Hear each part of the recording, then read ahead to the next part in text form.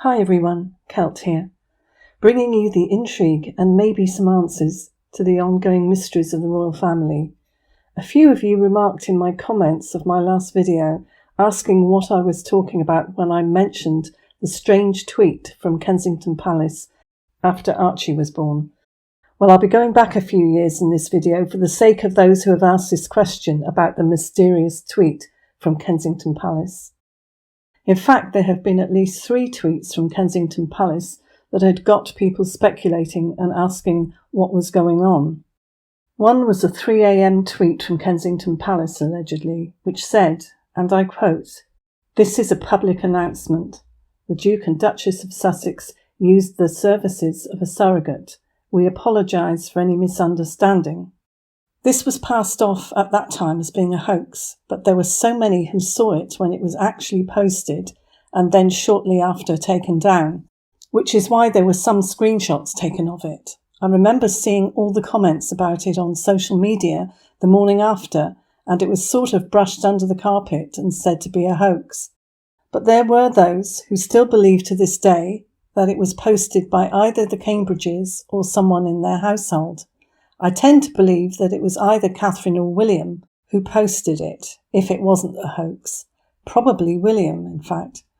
Prince Louis was a baby at the time, and the Cambridges are very hands-on as parents, and there's a good chance that they were up at that time of night with Prince Louis, probably talking about all the bizarre goings-on with the announcement of Archie's birth, and all the very strange timing and things which just didn't add up back then. If we remember the things which really seemed weird and didn't make sense, some of them were as follows. This is not an exhaustive list. The fact that Meghan refused royal doctors, a pregnancy bump fluctuating wildly in size and position from 1 minute to the next. And she was like Superwoman, with the way she could walk in heels and stand up and bend down and crouch, all these things with ease. Then the strange timing of the announcement by the palace, whereby they announced that Meghan was in labour when she had actually already given birth, allegedly. And then remember the lady in brown, the pregnant lady in brown outside the church at the remembrance service. There was recognition there between them, and then all the rumours started flying about her being a possible surrogate. So what's the saying about there being no smoke without fire? But the one thing which I think said more than anything was the fact that Catherine made no moves towards Archie when Meghan was at the polo game carrying him. And Catherine at that time had a very young Prince Louis who took an interest in Archie and was pointing at him. Catherine always interacts with children. Archie was the only baby there and was right next to her, and she did not even look at him. Why was that, do you think? Well, William has always said that the one thing he wants to be known for more than anything else is for being honest. It is by far the most important attribute in Prince William's opinion. So could it be that with a strong sense of having to do the right thing and standing by his principles of being honest, that he decided to come clean at 3 a.m? Knowing that many would take a screenshot didn't matter if he took it down. The cat was already out of the bag and there was no putting it back in. It was suggested that a disgruntled staff member at the palace could have put it out, but I would imagine that those that would have access to Catherine and William's Twitter account would actually not be there at that time, only security and possibly a nanny, although it is known that Catherine and William prefer not to use a nanny during the night. A second time a strange tweet was put out by Kensington Palace was just after the birth of Archie, yet again.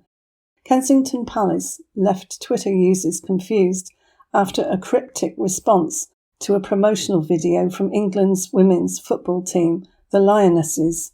The verified account responded with an emoji of 2 eyes, which caused Twitter users to speculate over who was controlling the account.